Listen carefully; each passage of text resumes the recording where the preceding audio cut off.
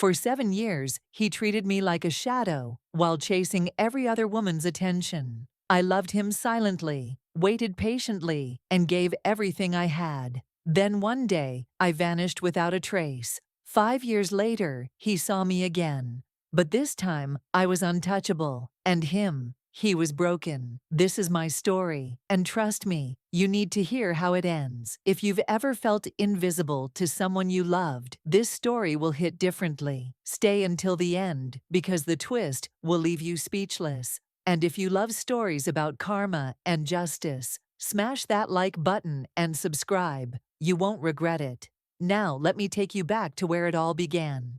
My name is Lily, and I need to tell you about the 7 years I spent loving a man who never truly saw me, Daniel. Even now, saying his name feels strange, like talking about a person I used to be, rather than someone I used to love. But back then, he was my entire world. We met in college when I was 20, and he was 22. I was there on a scholarship, working 2 part-time jobs just to afford textbooks and rent. He came from money, not the kind of wealth that makes headlines, but comfortable enough that he never had to check his bank account before buying coffee. He was studying law, and I was studying architecture, spending my nights drafting building designs while he argued hypothetical cases with his friends. I remember the first time he smiled at me in the library. I was exhausted, covered in pencil smudges, and he just walked over and said, I looked like I was building the future. I fell for him right then and there.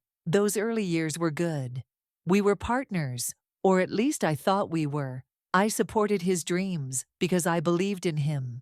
When his father's business collapsed during our senior year and his family lost almost everything, Daniel spiraled into depression. He failed his first bar exam, then his second. He was drowning, and I threw him every lifeline I had. I worked overtime at a cafe and picked up weekend shifts at a bookstore. I paid our rent for 18 months straight. I held him when he cried, told him he was brilliant when he couldn't see it himself, and never once made him feel small for struggling. And he did recover. He passed the bar exam on his 3rd try and landed a job at a prestigious law firm. I was so proud of him. I thought we'd finally reached the part where things got easier, where we could build something together. I was so naive. The changes started slowly. So slowly, I didn't recognize them as warning signs. Daniel began working late, which made sense. He was the new associate trying to prove himself. Then he started canceling our dinner plans, forgetting to call,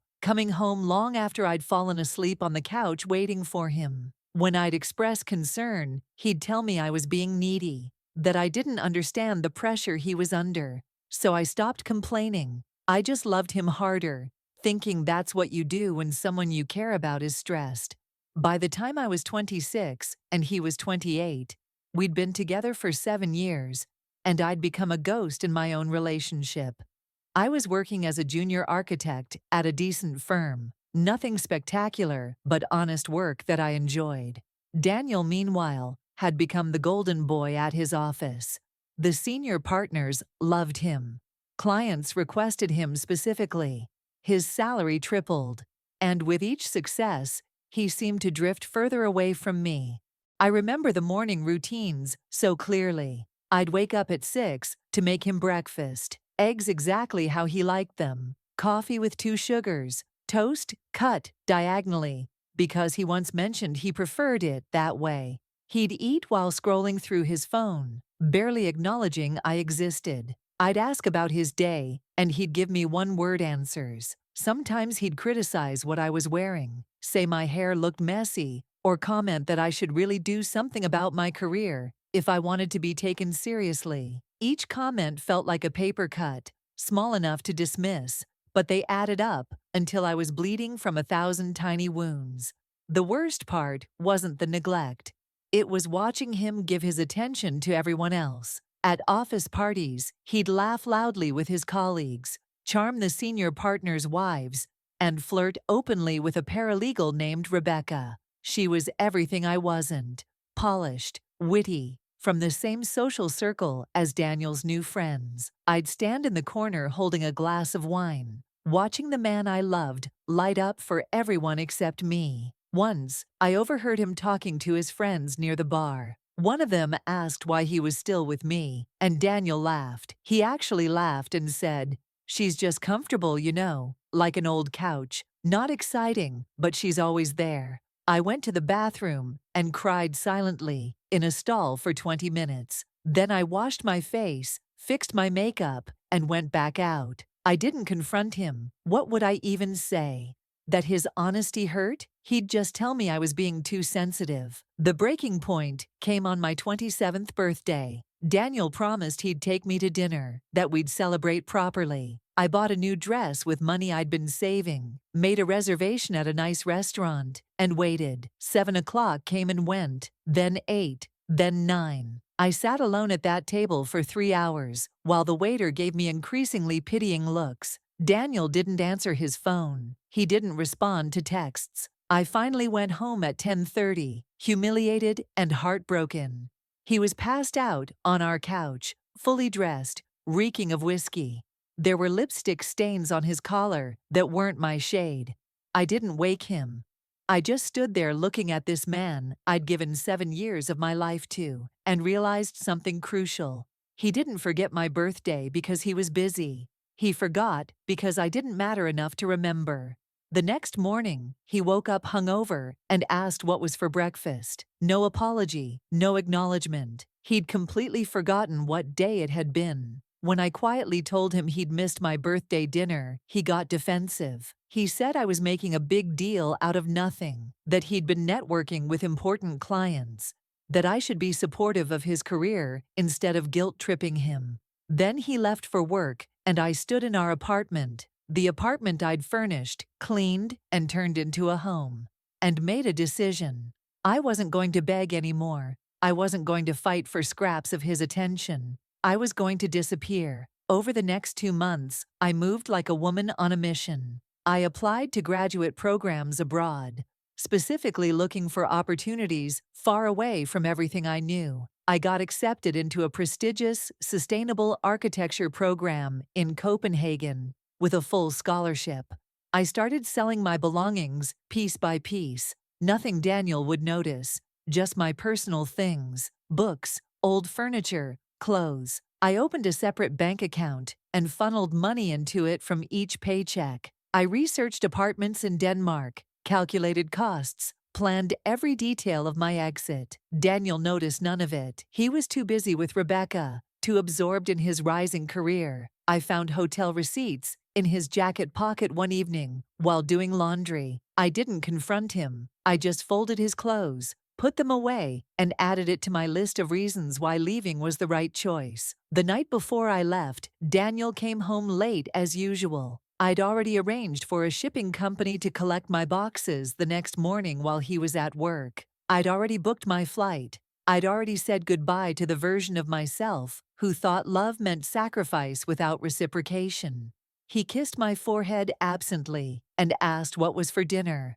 I told him there were leftovers in the fridge, and he nodded, already absorbed in his phone.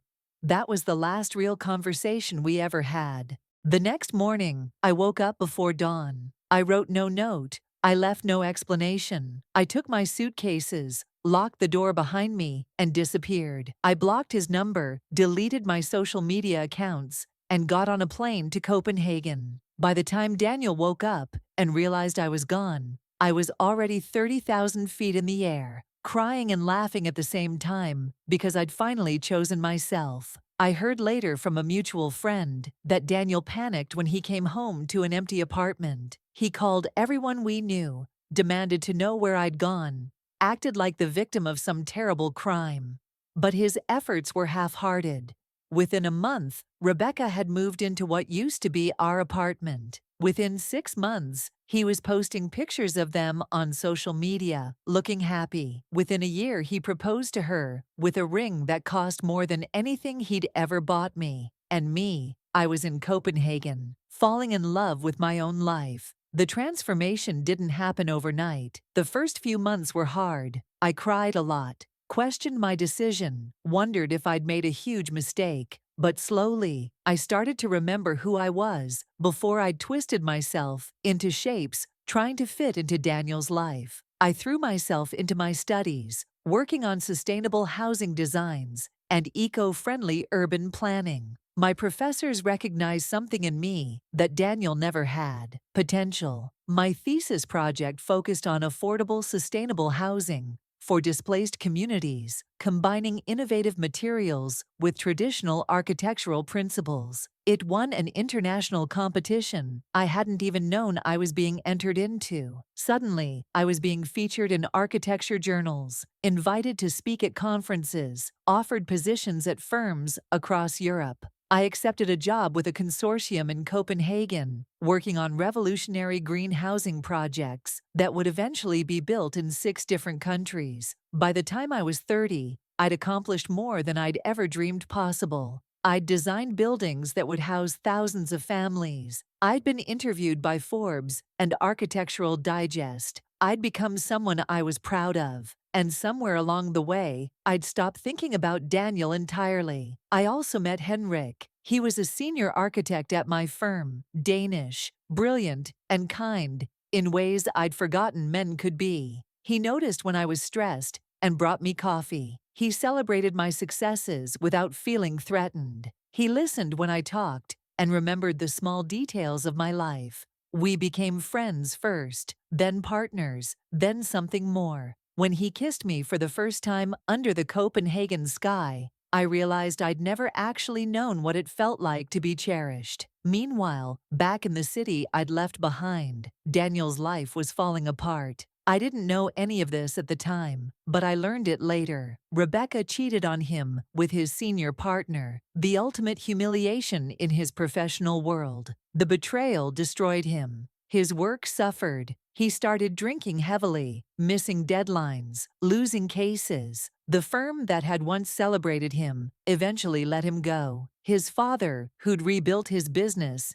and recovered financially, was deeply disappointed in the son who'd squandered his opportunities. By 35, Daniel was single, unemployed, and living in a small apartment, working contract consulting jobs that barely paid his bills. 5 years after I left, a major architectural conference came to my old city. My firm was presenting our latest sustainable housing project, and I was the keynote speaker. I almost didn't go. There were too many memories there. But Henrik convinced me. He said I should face my past from the position of strength I'd built. So I agreed. The conference was at a luxury hotel downtown. The night before my speech, Henrik and I went to the hotel bar for a drink. I was wearing a tailored navy suit, my hair styled professionally, feeling confident and content. We were laughing about something when I felt someone staring at me. I turned, and there he was, Daniel. He looked so different from the man I'd left, older, tired, worn down by life, in a way that showed in his eyes. He was thinner, his suit slightly ill-fitting, and he had the desperate energy of someone trying to network his way back to relevance. For a moment, we just looked at each other across the bar. Then he walked over, and I watched him approach with the detached interest you might feel watching a scene in a movie. When he reached me, his voice was uncertain. "Lily." I looked at him with polite confusion, the way you might look at someone whose face seems vaguely familiar, but whose name you can't quite place. "I'm sorry, do I know you?" The devastation on his face was immediate. "Lily, it's me, Daniel." Recognition flickered across my expression, followed by cool indifference. "Oh, Daniel, from college, right?" My tone was pleasant, but distant, the way you might greet an old classmate you barely remembered. He looked like I'd slapped him. "From college?" "Lily, we were together for 7 years. We lived together. His voice cracked. "Where did you go? Why did you leave?" I took a sip of my wine, completely calm. "Daniel, that was a long time ago. Different life, different person. I'm surprised you even remember me. Honestly, you seemed pretty busy back then." He started talking faster, desperately trying to explain. He told me about Rebecca's betrayal, about losing his job, about how he'd realized too late what he'd had. He apologized for everything: the neglect, the cruelty, the birthday he'd missed. He said he'd spent years trying to find me, that he'd never stop thinking about me, that I was the only person who'd ever really loved him. I listened with a patient but detached smile, the way you might listen to a stranger telling you their problems. When he finished, I said gently, "I appreciate the apology, Daniel. Truly. But honestly, I don't think about that time anymore. You actually taught me a valuable lesson. Never wait for someone to see your worth. Never make yourself small for someone who makes you feel invisible. I'm grateful for that lesson now, even though it hurt to learn it. I hope you're doing well." Before he could respond, Henrik appeared at my side. He was tall, confident, with warm eyes and an easy smile. He kissed my cheek and said in his Danish accent, "Ready for dinner, darling? We have reservations in 10 minutes. I smiled at Henrik, the way I used to smile at Daniel, back when I thought he was my future. Genuine, warm, full of affection. "Yes, let's go." I turned back to Daniel with professional courtesy. "This is Henrik, my fiancé. Henrik, this is Daniel. We knew each other years ago." Henrik shook Daniel's hand politely, and I watched Daniel take in every detail. The expensive watch, the confident posture, the way Henrik looked at me like I was the most important person in the room. Everything Daniel had never been. As we walked away, I heard Daniel call my name one more time. I paused and looked back. He asked, voice breaking, "Did you do all of this to hurt me? To get revenge?" I considered the question seriously, then shook my head. "No, Daniel. I did this to save myself. You were just something I had to survive." Then Henrik and I walked away, his hand warm on my back, leaving Daniel standing alone in that bar, the same way he'd left me standing alone so many times before. The next evening, I gave my keynote speech to 800 architects, urban planners, and developers. I talked about resilience in design, about building structures that could withstand storms and still stand beautiful. I talked about the importance of strong foundations and knowing when to abandon a project that would never be structurally sound. I never mentioned Daniel, but I knew he was in the audience. I could feel him watching. After the speech, as I accepted congratulations and handed out business cards, I saw him slip out the back exit, and I felt nothing. No satisfaction, no vindication, no residual anger, just the peaceful indifference you feel towards something that used to matter but doesn't anymore. That's when I realized revenge isn't always loud. It isn't always about destruction or confrontation. Sometimes, the most powerful revenge is simply becoming so fulfilled, so successful, so genuinely happy that the person who hurt you becomes irrelevant. Daniel didn't lose because I destroyed him. He lost because I built a life so beautiful that he wasn't in it. He thought I'd vanished to hurt him, but the truth was so much simpler and so much more devastating. I'd vanished because staying would have destroyed me, and I loved myself enough to leave. Everything that came after, the career, the confidence, the love I found with Henrik, wasn't revenge. It was just what happened when I finally stopped waiting for someone else to see my value and decided to see it myself. So here's what I learned from those 7 years of invisible love and the 5 years that followed. Your value doesn't decrease based on someone's inability to see your worth. Walking away isn't giving up. Sometimes it's the bravest thing you can do. And the best revenge, it isn't revenge at all. It's becoming so genuinely happy that the person who hurt you becomes a distant memory instead of an open wound. If this story resonated with you, let me know in the comments. Have you ever walked away from someone who didn't value you? How did it change your life? Hit that like button if you believe in the power of choosing yourself, and subscribe because we share stories like this every week. Stories about karma, justice, and the strength it takes to walk away. The next story might be even more powerful. Thanks for watching, and remember, the best chapters of your life begin the moment you stop letting the wrong people write your story.